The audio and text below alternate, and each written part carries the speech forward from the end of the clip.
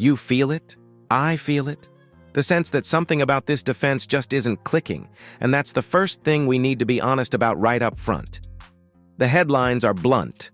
The Cowboys are getting chewed up through the air, and it's not just one busted play, it's a pattern. Opponents are moving the ball through the passing game at a rate that's making fans, analysts, and the front office squirm. When you look at the box score and then peel it back, the numbers explain a lot of the frustration. Dallas has allowed an unusually high number of passing yards per play, their pressure and sack rates are too low, and their EPA per pass is alarmingly poor. All the things you'd expect to show up as long drives, third and long conversions, and scoring drives that feel way too easy. I want to be clear, this isn't about panicking or burning the roster down. It's about recognizing what's actually happening so we can talk about useful fixes. You'll also be hearing a lot of talk about Matt Eberflus because the defensive coordinator's scheme and play calling are where those numbers find their source. And whether you blame scheme, effort, or personnel, we have to face the same facts. On top of that, there's movement around the roster that could change the dynamic. Micah Parsons' presence at home, Jadeveon Clowney getting a look to bring push to the line, and even the possibility of Deron Bland working his way back into the fold, all of which give us some things to watch that could swing momentum if they actually help generate pressure or tighten the back end. But don't forget depth.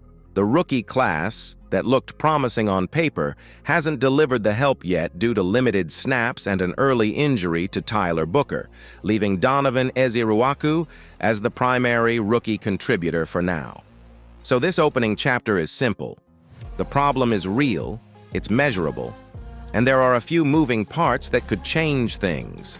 Whether the coaching staff adjusts scheme, whether veterans like Clowney and Parsons impact the pass rush, and whether rookies step up when called on.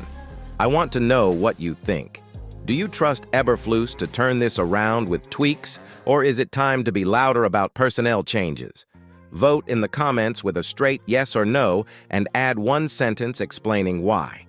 If you want more breakdowns like this, make sure you hit subscribe. We're gunning for 16,000 subscribers, and every new like and share helps get these conversations to more Cowboys fans like you. You know, numbers don't lie, and when you really start digging into what's going wrong on this Cowboys defense, the stats paint a pretty stark picture.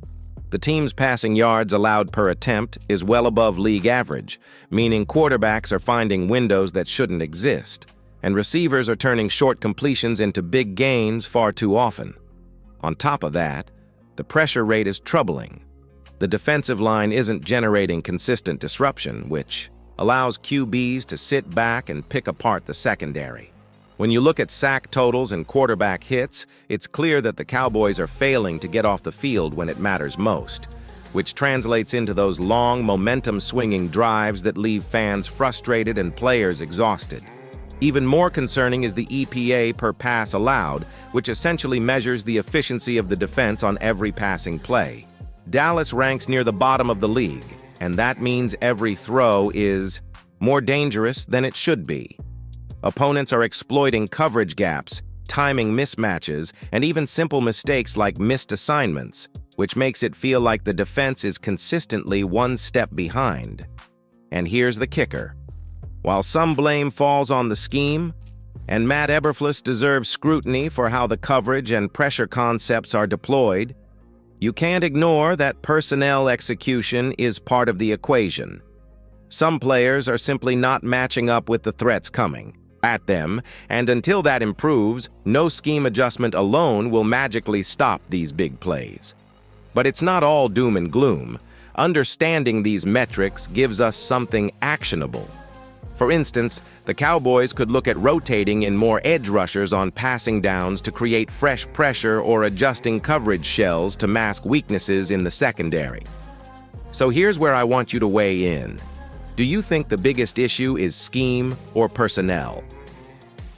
Drop a quick vote in the comments, scheme or personnel, and add a short line on why you feel that way. If this breakdown is helping you see the problems more clearly, smash that like button and hit subscribe to stay up to date with every defensive adjustment we'll be tracking this season. Every new subscriber gets us closer to 16,000, which means more detailed content like this straight to your feed, keeping you in the loop on the Cowboys' defense and giving you the talking points to crush any debate with fellow fans. Now, let's talk about the rookies in depth, because this is where the Cowboys either start solving problems or leave holes that get exploited week after week. Heading into the season, the expectation was that the younger players would step in and provide energy, athleticism, and a spark on defense, but so far, that promise hasn't fully materialized. Tyler Booker, who was expected to contribute immediately, has been sidelined by injury, leaving Donovan Ezeruaku as the primary rookie contributor. Ezeruaku has shown flashes of athleticism and potential, but with limited snaps, it's hard to fully rely on him to carry the load. Beyond the rookies, depth has been a recurring concern. Backups need to be ready to step in and maintain a level of play that doesn't allow offenses to exploit mismatches. Even with veterans like Micah Parsons and Jadeveon Clowney, the Cowboys can't afford to have holes when rotations are necessary. It's also about timing and development. Young players need reps, and the coaching staff has to trust them to handle responsibilities in critical moments. Watching the rookies and depth chart unfold over the next few games will be key to understanding whether the Cowboys have the internal pieces to turn the defense around or if external moves might be required.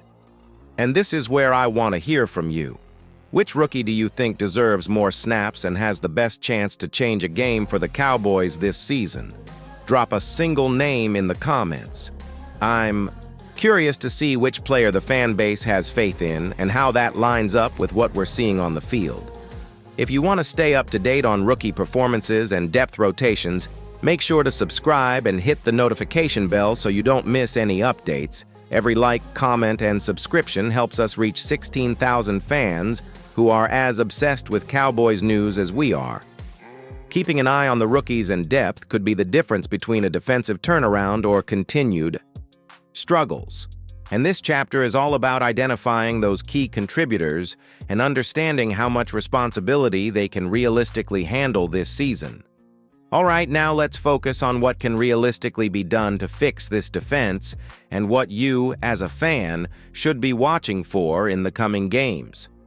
First, the Cowboys need practical adjustments rather than drastic overhauls.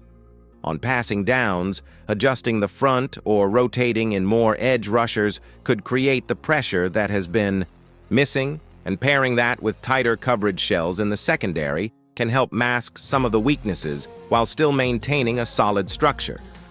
Personnel management will also play a huge role, keeping Micah Parsons fresh to make game-changing plays, leveraging Jadeveon Clowney to provide push up front, and reintegrating Deron Bland when healthy could swing momentum in ways the numbers alone don't show.